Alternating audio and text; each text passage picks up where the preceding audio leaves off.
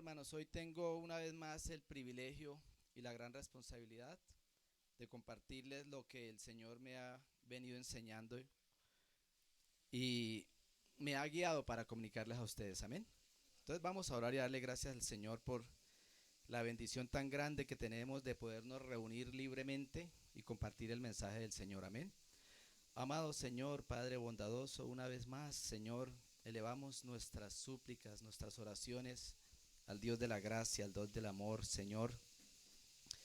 Padre, para manifestar esta dicha, Señor, que tenemos de reunirnos como pueblo tuyo, Padre precioso, en esa libertad, Señor, que hay en nuestra constitución, Padre precioso de nuestra nación, para alabar tu nombre, Señor, para exaltar tu nombre, Dios lindo, para edificarnos como cuerpo de Cristo, Rey hermoso, para escuchar tu preciosa palabra, Dios lindo, y crecer cada día más, Señor, para que cada vez más nos parezcamos a ese Cristo resucitado, Rey hermoso, Dios precioso.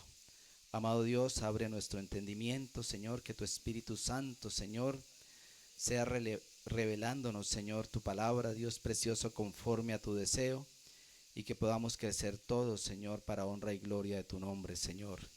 Gracias, Señor, por este privilegio que me das, precioso Dios, y que sea tu Espíritu Santo el que me guíe en esta enseñanza para honra y gloria de tu nombre, en el nombre de Cristo Jesús. Amén.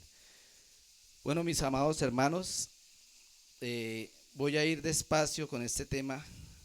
No creo que me alcance el tiempo, pero bueno, ya habrá otro espacio para continuarlo, porque me parece muy relevante, hermanos, y quiero que hablan su Biblia en el libro de Deuteronomios, hermanos. Y vamos a ir al capítulo 12, el libro de Deuteronomios. Y vamos a leer en el capítulo 12 el verso 29 y el verso 30. Yo lo voy a leer aquí en la Nueva Traducción Viviente.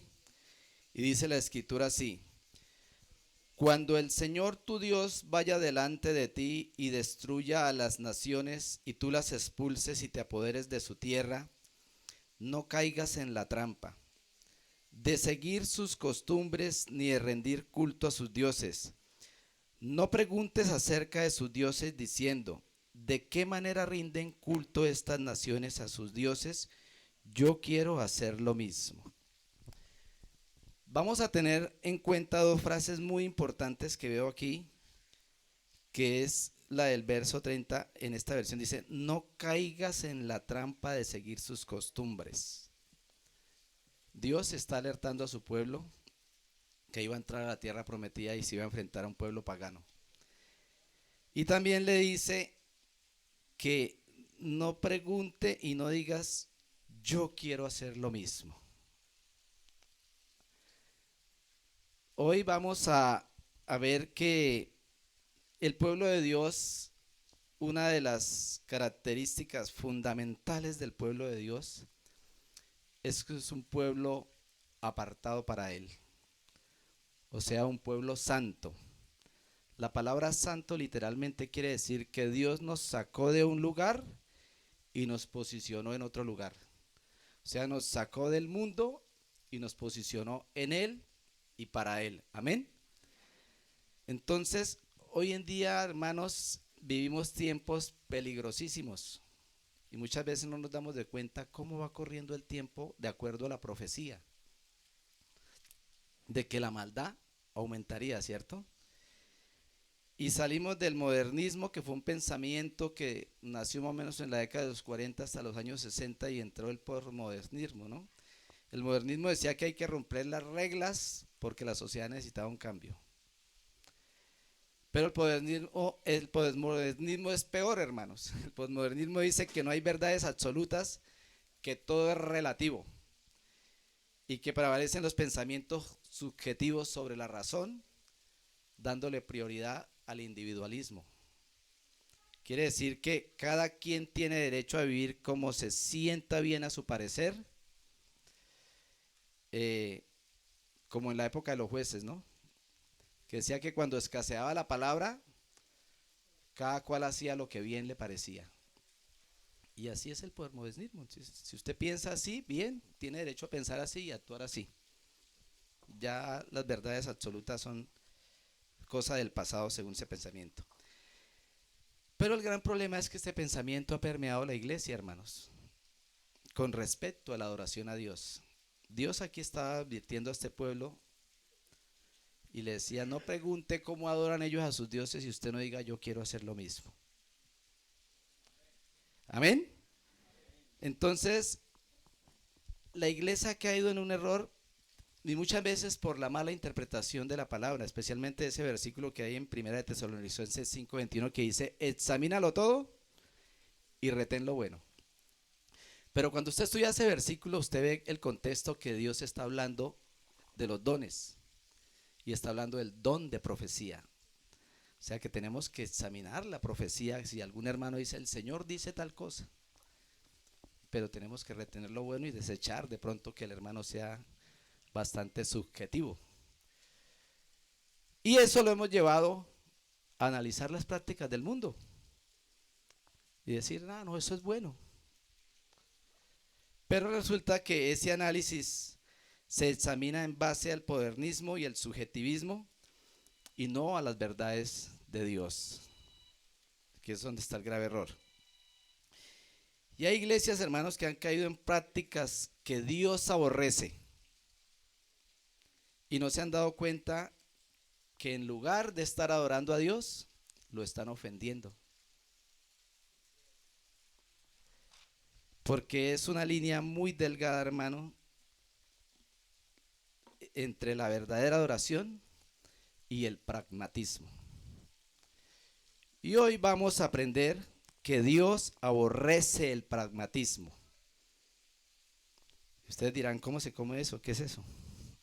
No es que la iglesia de nosotros sea una iglesia pragmática, hermanos. Pero es necesario que nosotros conozcamos las corrientes que se están moviendo en este momento, que acechan a la iglesia y que nos pueden desviar. Es necesario conocer eso, hermano, para no caer en prácticas que en lugar de honrar el nombre de Dios, lo estén profanando. Amén. Y mire lo que es el pragmatismo, hermanos. Es una teoría filosófica según la cual el único medio de juzgar la verdad de una doctrina moral, social, religiosa o científica consiste en considerar sus aspectos prácticos. Va asociado a la práctica y a la utilidad. ¿Qué quiere decir eso? Que lo importante es obtener buenos resultados, no importan las vías. Es decir, el fin justifica los medios. Y el pragmatismo religioso no le importa que sean métodos tomados del mundo, lo importante es que ayuden en los propósitos de Dios. ¿Estamos entendiendo? Y, por ejemplo, dicen, hermano, necesitamos llenar la casa de Dios, porque la palabra dice, sí, llénalos y fórzalos a entrar. ¿Sí has leído eso en la palabra? Eso está por allá en Lucas, donde habla del hombre que hizo una convite para invitar a una gente y no vinieron. Entonces dice, fórzalos a entrar. Entonces dicen, hay que forzarlos a entrar, hermanos. Y no es suficiente la palabra de Dios, no es suficiente el evangelio. Entonces necesitamos espectáculos que atraigan a las personas. Y eso ocurre en muchas iglesias, hermanos. Y dicen, estamos adorando al Señor. Por ejemplo, una vez vi de una iglesia en Brasil, que esta iglesia, para atraer a los jóvenes, tenían un ring de eso de artes marciales mixtas, como la UFC. ¿Sí han visto eso? Y el pastor se le ocurrió esa idea para atraer jóvenes y eso le funcionó, eso se le llenó la iglesia y esos jóvenes allá se daban trompadas y todo y después se sentaban a escuchar el mensaje del hombre. Y cosas como esas están ocurriendo, hermano, donde el predicador hace la entrada al púlpito en una moto. Eso se ha visto, hermanos. Entren a YouTube. Entonces, el pragmatismo, ¿qué piensa? Que lo importante es que funcione, que Dios no se ofende, porque es para sus propósitos. Y no, Dios no se ofende porque mire, eso está funcionando y es el propósito de Dios. Tienen un pensamiento marcionista. Los estudiosos de la Biblia, ¿se acuerdan quién fue Marción? Los teólogos. Con los hermanos que vimos el canon del Nuevo Testamento hablamos de Marción. Marción fue un gnóstico que estableció el primer canon del Nuevo Testamento, pero era un canon muy personalizado, basado en el Evangelio de Lucas y en algunas epístolas del apóstol Pablo. Este hombre sacó todos los libros que ya habían que hablaban del Dios del Antiguo Testamento. Porque Marción decía que el Dios del Antiguo Testamento era un Dios menor, un Dios violento, un Dios que había impuesto la pena de muerte, un Dios que había enviado un diluvio para matar a la gente, un Dios que daba órdenes que decía mata a hombres, mujeres y niños, ancianos y niños aún de pecho. Entonces Marción decía ese era un Dios menor y Cristo vino a mostrar el Dios mayor, el verdadero, decía Marción. Hay marcionismo en la iglesia, vamos a verlo ahorita, hermano. Está viendo este estudio, me di cuenta. Entonces el Dios de Marción es el Dios del solo amor. El Dios que le dice, si tu enemigo tiene hambre, dale de comer. Si tiene sed, dale de beber. Y si te pega en esta mejilla, póngale la otra. Y él recortó todos esos libros que hablaban del Dios del Antiguo Testamento. Y así piensa la gente hoy en día, hermanos, que Dios es solo amor, que Dios no se ofende, que podemos hacer lo que queramos porque Él es amor y no quieren saber nada del Dios que es fuego consumidor. Amén. Entonces, en el Antiguo Testamento, hermano, hay cantidad de casos de pragmatismo de Israel, hermanos. Empezando por Caín. Dios le había dicho cómo era la oración, pero él dijo, no, es que yo pienso que es mejor aquí así, y le llevó lo que él quería. Eso es pragmatismo.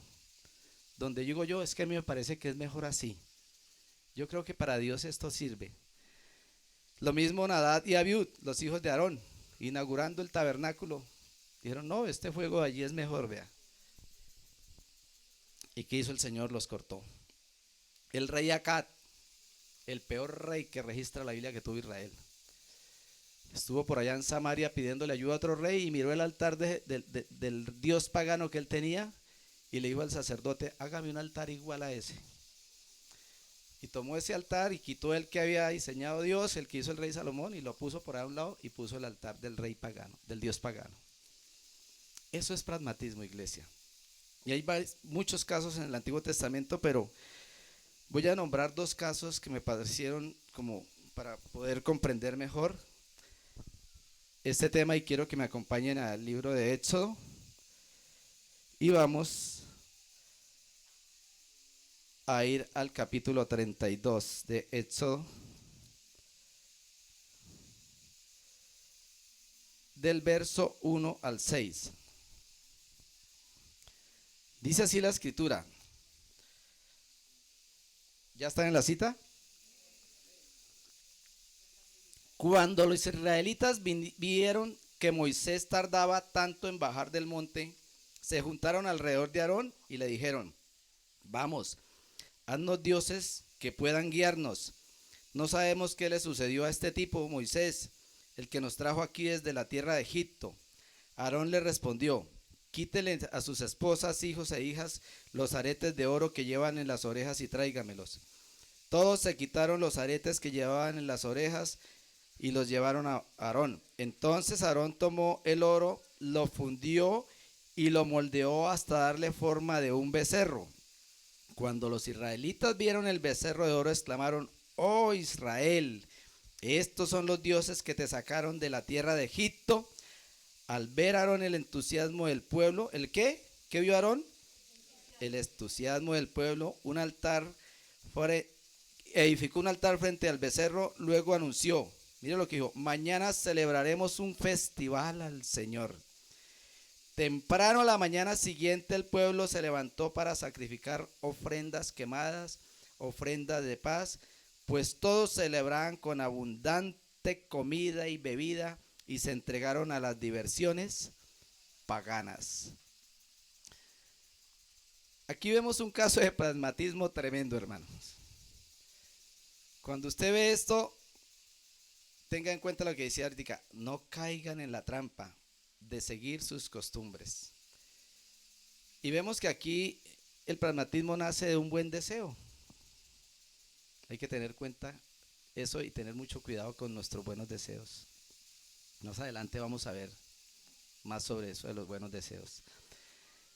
Y resulta de que este pueblo quería, Moisés ya había ido primero a la presencia de Dios y le había dado los mandamientos y la ley, y ya Moisés le había hecho ellos la ley.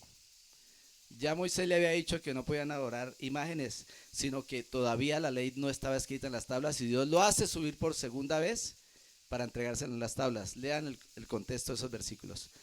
Pero Moisés ahí es cuando se demora 40 días.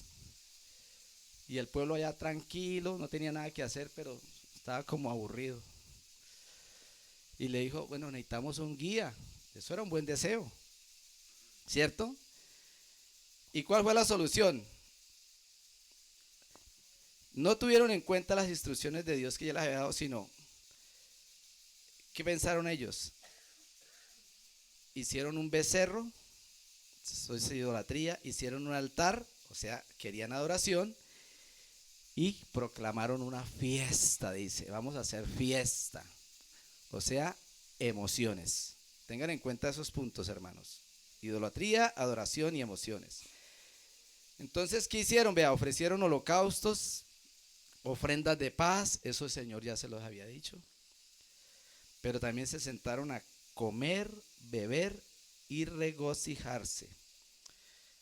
Una reunión en torno al sensualismo también, a las emociones.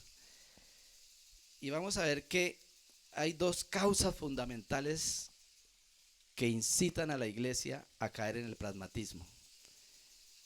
Y una de esas es, hermanos, las emociones. Cuando nos enfatizamos en que la iglesia esté muy alegre, en que la iglesia se sienta muy bien. Las oraciones pragmáticas se centran en eso, hermano, en las horas, en las emociones. Y ojo, esta es una de las principales causas, hermanos, para caer al pragmatismo. Y en el verso 6 dice que madrugaron. O sea, las personas pragmáticas son diligentes en ver qué está funcionando en el mundo. Y eso lo podemos traer a la iglesia. Si funciona en el mundo, pues puede funcionar para los propósitos de Dios. Se nos olvida que Dios es un Dios celoso. Entonces, ponen la alegría de la iglesia por encima de la honra y la gloria a Dios. ¿Sí ve lo delgadita que es la línea del pragmatismo, hermanos? Porque la iglesia está como aburrida, la iglesia está como monótona. Necesitamos hacer algo, necesitamos motivarlos. Eso en la empresa hacen esto, allá en la universidad esto funciona cuando estamos aburridos, en el colegio. Entonces comenzamos a ver qué cosas hace el mundo y qué podemos traer a la iglesia. Y el gozo y la alegría de un creyente, ¿de qué depende, hermanos? ¿De los espectáculos? Vamos al libro de los Salmos.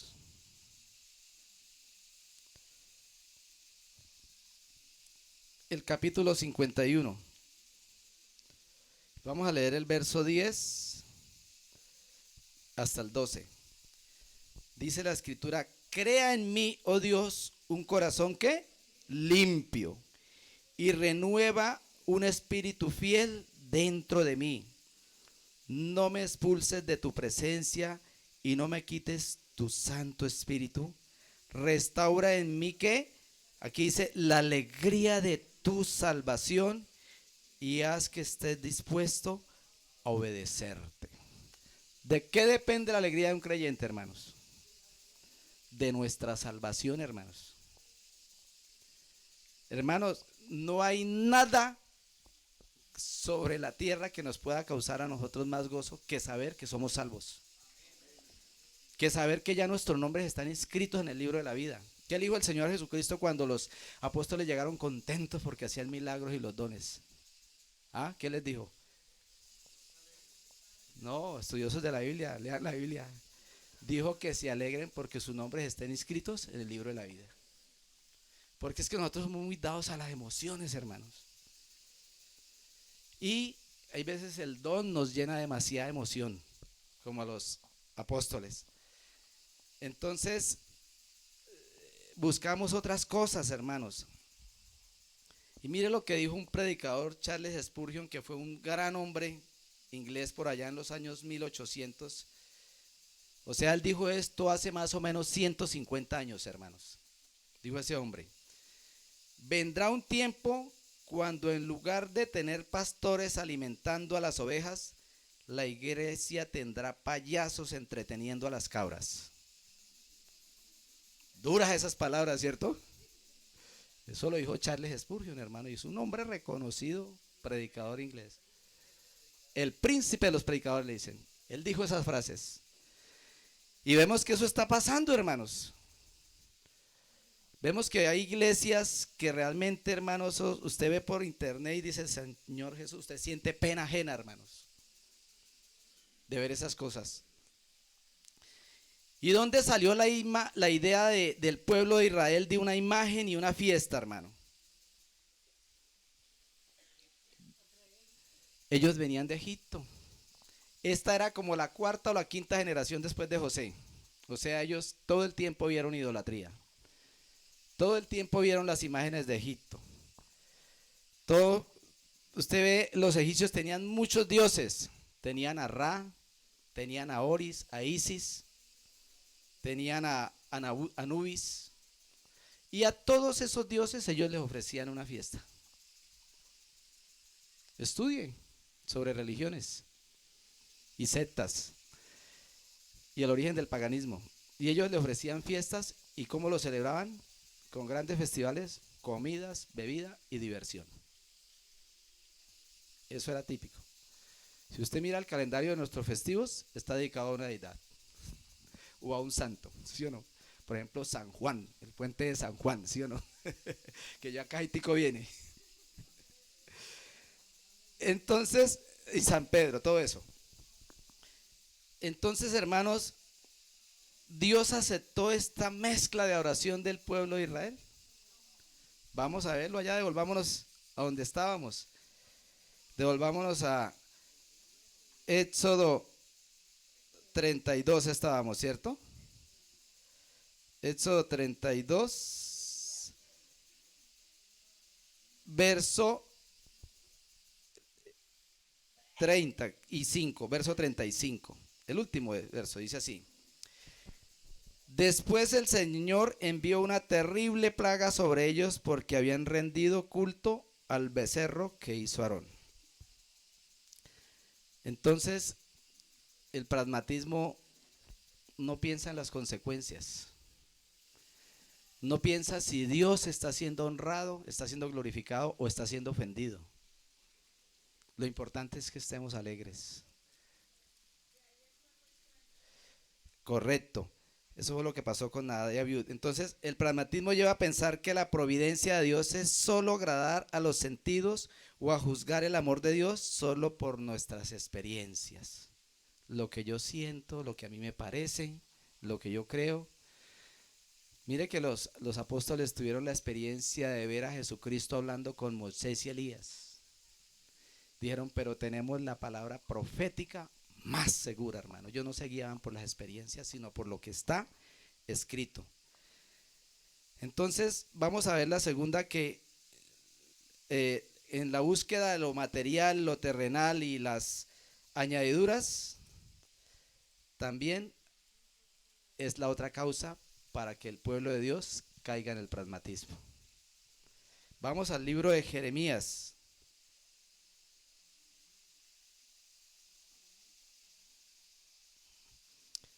Vamos al capítulo 44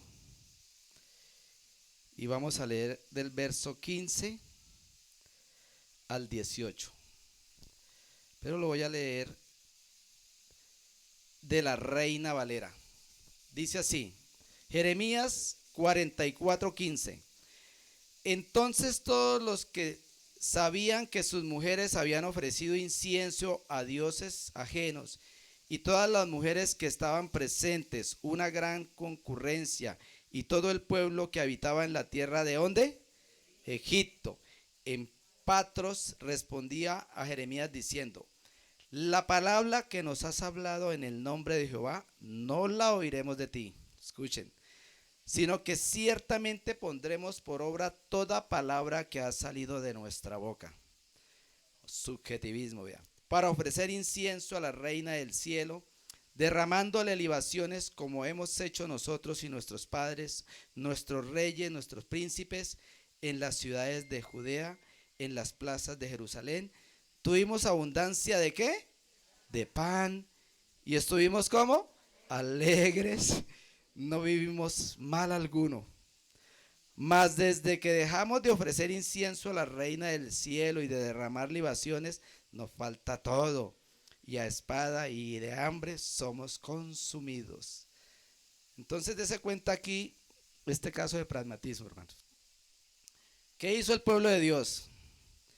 Bueno, porque esto ocurrió hasta en Jerusalén, vea, en Judá. Sí, Dios es el Dios de nuestros padres, de Abraham, pero no nos responde nuestras oraciones. Entonces, pues como que toca ayudarle a Dios. Toca buscar otra salida. Y comenzaron a adorar los dioses de los egipcios. Y hablan, esto lo hicieron nuestros abuelos, lo hicieron nuestros reyes. O sea, tradiciones, hermanos, tradiciones de hombres que no son confirmadas y están a la luz de la palabra. Y peor aún, dicen, no vamos a escuchar lo que Dios le mandó decir a usted. Vamos a hacer lo que sale de nuestra boca. Subjetivismo. Es que a mí me parece así. Es que yo creo que funciona mejor así. Allá lo hacemos así, funciona. Terrible, ¿no, hermanos? Entonces, vemos que esta mezcla de oración y de satisfacer esas necesidades sentidas, las añadiduras, son peligrosas, hermanos. Y en nuestra vida personal podemos tener pragmatismo. Aunque no lo tenga nuestra iglesia, lo podemos tener personalmente nosotros, hermanos. Entonces no nos va bien en la economía y le hemos orado a Dios. ¿Qué pasa, Dios? Ay, pero yo tengo una tía que en el negocio tiene la mata de sábila y le va bien. Yo voy a comprar la mata de sábila, me la voy a conseguir. Y tienen la mata de sábila. O tienen la herradura. ¿Sí? Ay, hoy amanecí como aburrido. Amanecí desganado y ya hice el devocional y sigo en las mismas. Voy a ver qué dice mi horóscopo. Hermano, eso es pragmatismo. Y hay creyentes así. A mí me funciona. Ungen con aceite todo por una mala interpretación lo que es la unción. Así le funciona a fulano, hermano, y ese hermano ungió todo con aceite, hermanos, y eso. Y no se rían, que es en serio, hermanos. Y ojo, lo que decía ya, las buenas intenciones no invalidan las verdades de Dios. Tenga cuidado con las buenas intenciones, hermanos. Analícelas a la luz de la Escritura, porque la Biblia dice que engañoso es el corazón más que todas las cosas. Y podemos pensar que estamos haciendo algo para adorar a Dios y lo estamos ofendiendo. Vamos a 2 de Samuel.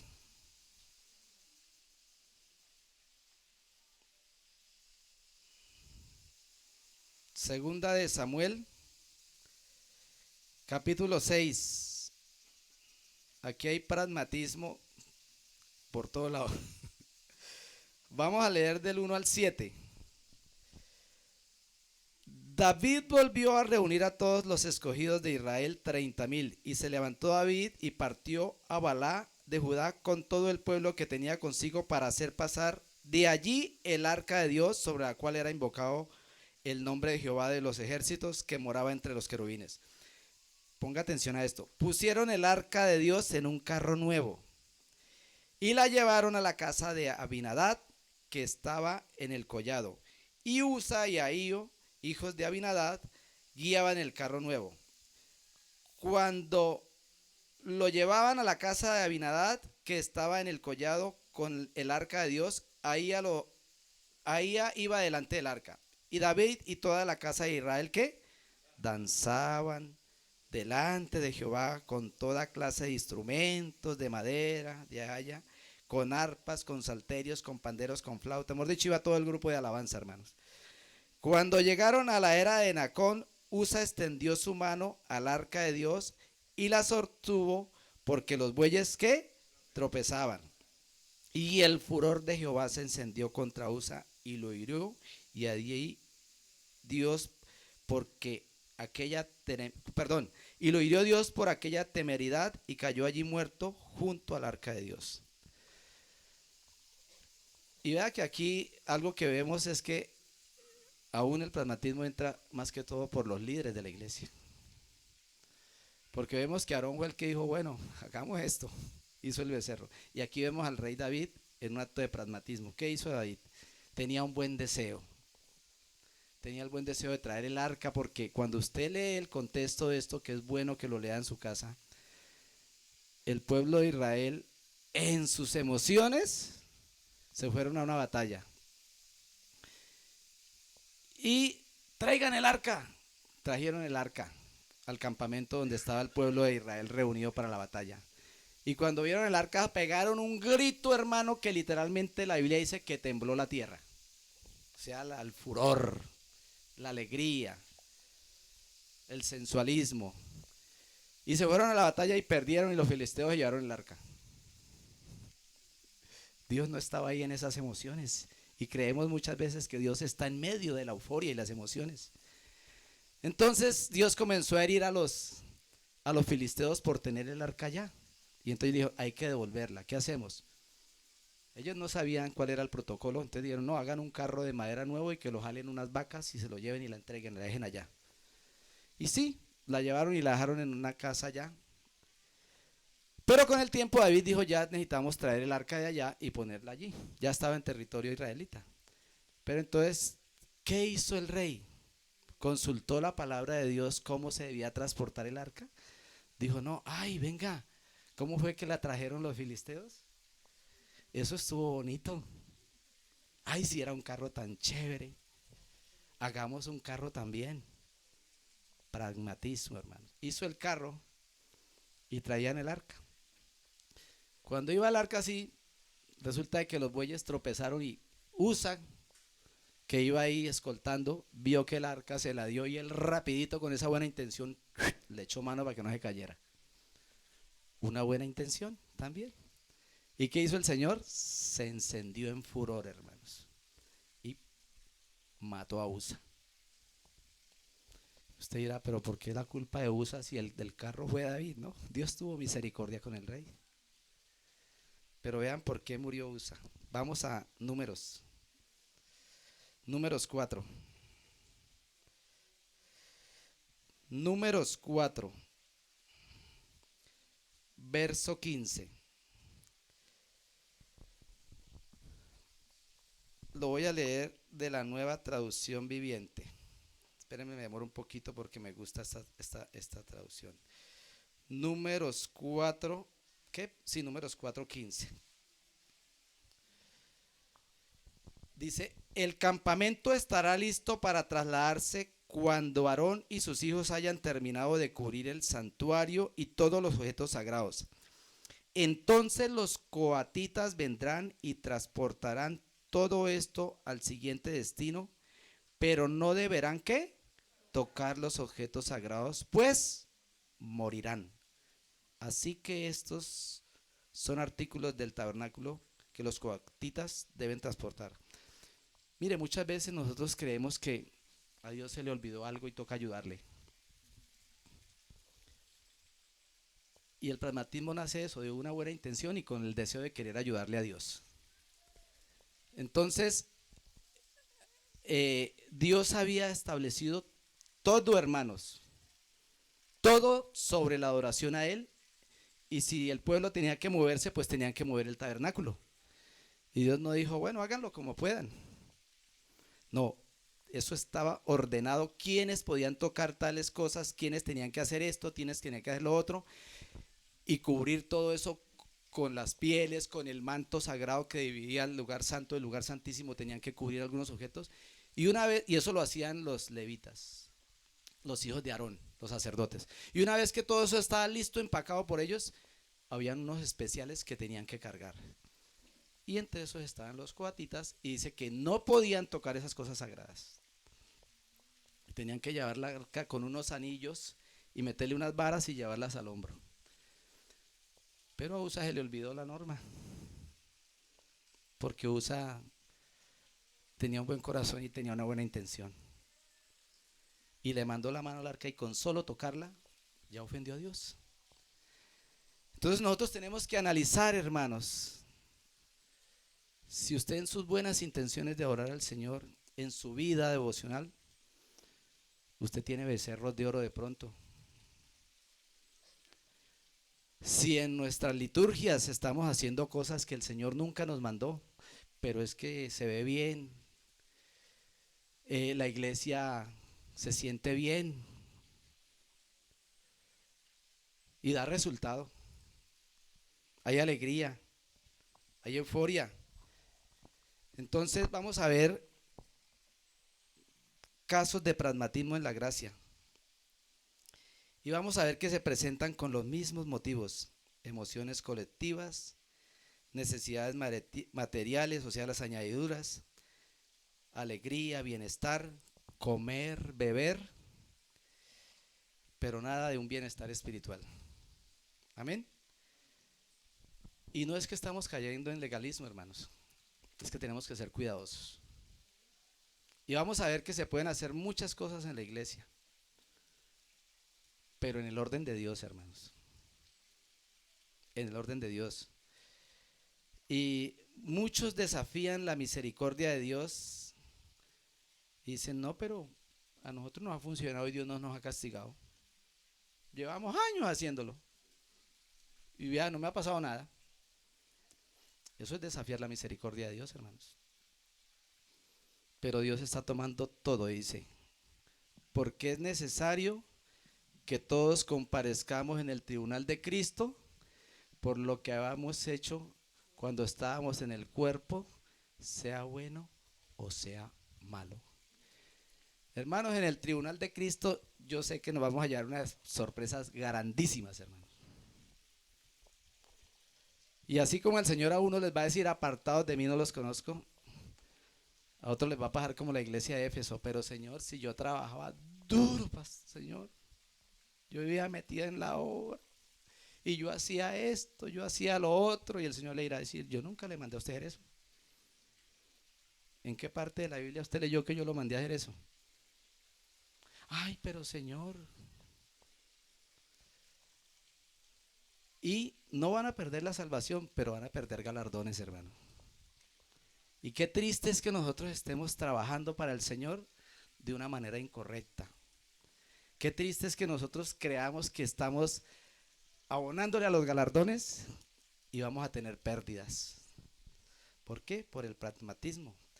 Vamos a Primera de Corintios, porque dicen, no, eso Dios no, eso piensan como Marción, el Dios del Antiguo Testamento era así, pero el Dios del Nuevo Testamento es amor, Él no se ofende, podemos hacer lo que querramos. Primera de Corintios, Nuevo Testamento. Primera de Corintios 11. Vamos a leer el verso 20 y 22. Dice así: cuando ustedes se reúnen, la verdad es que no les interesa la cena del Señor, pues algunos se apresuran, escuche, a comer su propia comida y no la comparten con los demás. Como resultado, algunos se quedan con hambre mientras que otros se emborrachan. Y él le dice aquí, ¿qué acaso no tienen en sus propias casas para comer y beber? ¿Qué hacía el pueblo pagano? Comer y beber. ¿Y de veras quieren deshonrar a la iglesia de Dios y avergonzar a los pobres? ¿Qué se supone que debo decir? ¿Quieren que los elogie? Pues bien, de ninguna manera los elogiaré por eso. Aquí la iglesia se reunía y decía, vamos a celebrar la cena del Señor. Pero ¿qué hacían? Querían era vivir un momento de alegría, comiendo y bebiendo hasta el punto de emborracharse. Terrible, ¿no, hermanos? Y era una liturgia para el Señor, un culto para el Señor. Y mire lo que les dice el Señor en el verso 30. Vaya al verso 30. Esta es la razón por la que muchos de ustedes son débiles, están enfermos y algunos incluso han muerto. Estos versículos los sacaba Marción. No le servían. Y por eso es que muchas veces la gloria del Señor no se manifiesta en las reuniones de la iglesia. Por eso es que muchas veces a nosotros oramos y el Señor no nos responde las oraciones a nuestro favor. Por eso muchas veces nuestra vida no progresa espiritualmente, hermanos. Porque no hay un discernimiento entre lo santo y lo profano, porque tenemos un pensamiento aún contaminado por el posmodernismo, hermanos. De que todo vale, todo se puede hacer, porque es para el propósito de Dios. Entonces, Dios también le advirtió a su pueblo en la gracia sobre el pragmatismo, hermanos. Y quiero que vayamos a Colosenses.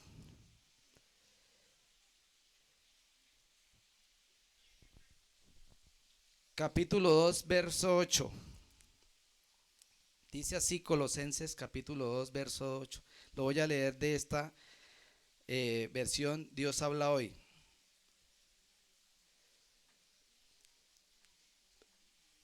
Perdón, hermanos, estoy en la cita que no es. Ya la busco. Bueno, me perdí aquí. Voy a leerlo de la nueva traducción viviente entonces. Colosenses 2:8.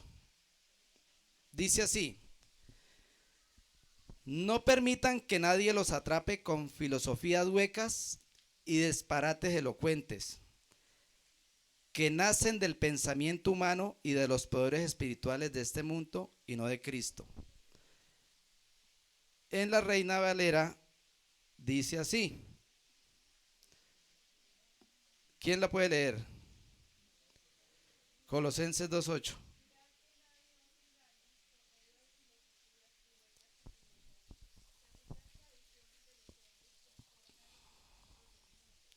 Amén. Amén. Vea que Dios advirtió al pueblo allá en Deuteronomio 12 cuando leímos que dicen no caigan en la trampa de seguir sus costumbres. No caigan en la trampa. Y aquí dice, mirad que nadie ¿qué? Los engañe. Vea que es el mismo mensaje con otras palabras. Amén. Dice no se dejen engañar, dice filosofías huecas, dice que son tradiciones y rudimentos del hombre, del mundo.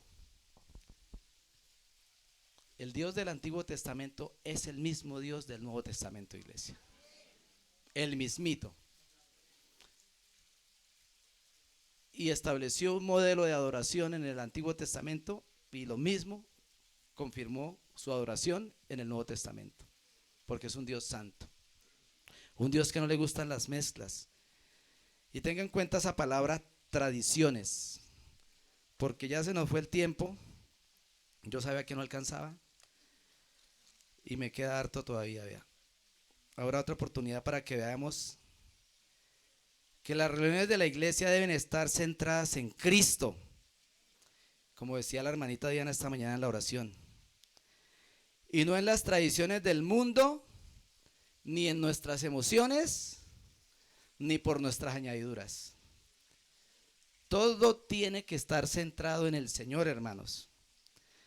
Lo que nosotros hagamos en nuestras reuniones no tiene nada que ser ofrecido a mí mismo, al hombre. Nada, hermanos. Y vamos a ver que lo único de nosotros que le podemos ofrecer al Señor es una cosa, porque de lo que le damos a Él, todo lo recibimos de Él. Todo. Los dones, ¿quién nos los dio? Él. El don de cantar, el don de predicar, el don de palabra, cualquier don de profecía. La plática que ayudamos a la iglesia, ¿quién nos la da? Dios. Pero hay algo que sí es propio de nosotros, hermanos. ¿Sabe qué es? La gratitud. La gratitud. Entonces vamos a ver, hermanos, que podemos hacer cosas como divertirnos, comer, beber, pero en el orden de Dios. Y vamos a ver que la iglesia del primer siglo tenía ese orden. Vamos a ver en qué áreas ha caído la iglesia en el pragmatismo, que es, hay varias, pero yo saqué las que me pareció más relevantes, que es en la enseñanza de la palabra, en la alabanza y en la consejería. Y no nos damos cuenta, porque eso funciona y es bueno. ¿A cuánto le está gustando la enseñanza? ¿La quieren seguir escuchando? Entonces estén pendientes. Amén. Vamos a orar al Señor, hermanos, y darle gracias por su misericordia, hermanos. Amado Señor, bendito Rey, he dado tu mensaje, Señor. Gracias por lo que me enseñas, Señor, porque entre más estudio tu palabra, entre más profundizo, Padre precioso, más temor me da de ti, Señor. Más temor me da de que yo esté haciendo cosas que tú no me mandaste, que yo esté haciendo cosas en mi sentir y no en tu sentir, Señor. Ayúdanos, Padre bondadoso, precioso Rey, para que examinemos todo lo que hacemos, pero no a la luz de mi pensamiento, Señor, porque mi corazón es engañoso, sino que todo lo que hacemos, Señor, lo analicemos a la luz de tu verdad, Señor, porque tú con tu palabra hiciste los cielos y la tierra, Señor. Con tu palabra nos diste vida, Padre precioso, cuando estábamos muertos en delitos y pecados. ¿Por qué ahora yo desecho tu palabra, Señor, para seguir mis emociones y mis razonamientos, Padre, Señor? Perdónanos si hay pragmatismo en nuestra vida personal, Señor. Perdónanos si hay pragmatismo en nuestra iglesia local, Señor. Ayúdanos a aprender, Dios lindo, para crecer en ti y poder llevar vidas que honren y glorifiquen tu nombre, Señor. Gracias, Padre precioso, porque en esta iglesia se enseña buena palabra, Señor. Gracias, Señor, porque tu palabra es primordial en la vida de nuestra iglesia, en nuestras reuniones, Señor. Y aquí estamos, Dios lindo, reconociendo que tú lo sabes todo, Señor. Reconociendo que nosotros no sabemos nada, que necesitamos aprender cada día más de ti, que necesitamos desechar nuestro conocimiento, porque el conocimiento terrenal es diabólico, Señor, dice tu palabra. Y necesitamos tu sabiduría, Padre precioso, por encima de lo que diga el modernismo, el posmodernismo, por encima de lo que diga el mundo, por encima de las tendencias del mundo, Señor. Tu verdad es eterna, Padre precioso. Tu verdad es perfecta y tu verdad es vida. Muchas gracias, mi Rey, mi Señor y mi Salvador. Que te haya honrado y que haya alabado tu nombre junto con mis hermanos, Padre precioso. En el nombre de Cristo Jesús. Amén y amén.